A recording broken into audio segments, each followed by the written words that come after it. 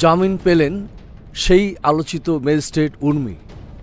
বৈষম্য বিরোধী আন্দোলনে শহীদ আবু সাঈদ সহ অন্য শহীদদের নিয়ে বিরূপ মন্তব্যের অভিযোগে দায়ের করা মানহানিকর মামলায় সাময়িক বরখাস্ত সহকারী কমিশনার তাপসী তাবাসসুম উর্মি আদালতে আত্মসমর্পণ করে জামিন পেয়েছেন।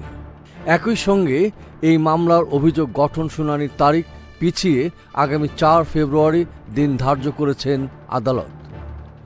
রোববার ঢাকার মেট্রোপলিটন ম্যাজিস্ট্রেট মোহাম্মদ সিফাতুল্লাহর আদালতে মামলাটির অভিযোগ গঠনের শুনানির জন্য দিন ধার্য ছিল। এদিন সকালে তাপসী তাবাসসুম উর্মি আদালতে হাজির হয়ে আত্মসমর্পণ করে জামিন আবেদন করেন। একই সঙ্গে তার আইনজীবী শুনানি পেছানোর আবেদন করেন। আদালত এ সময় আবেদন মঞ্জুর করে শুনানির পরবর্তী তারিখ 4 ফেব্রুয়ারি ঠিক করেন। একই সঙ্গে তাপসী তাবাসসুম উর্মির জামিন মঞ্জুর করেন। গত বছরের 8ই অক্টোবর ঢাকার মেট্রোপলিটন ম্যাজিস্ট্রেট আদালতে গণ অধিকার পরিষদের উচ্চতর পরিষদ সদস্য ও গণমাধ্যম সমন্বয়ক আবু হানিফ বাদী হয়ে মামলার আবেদন করেন। ওই দিন বাদীর জবানবন্দি রেকর্ড শেষে আদালত আসামিকে 28 নভেম্বরের মধ্যে আদালতে হাজির হতে সমন জারি করেন।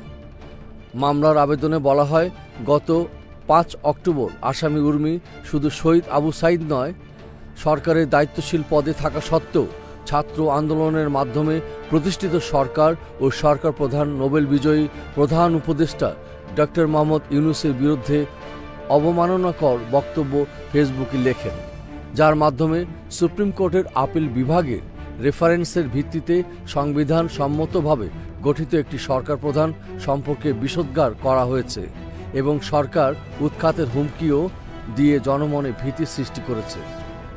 এস আহমেদ রাজ, ডেস্ক রিপোর্ট, এই সময় টিভি, ঢাকা।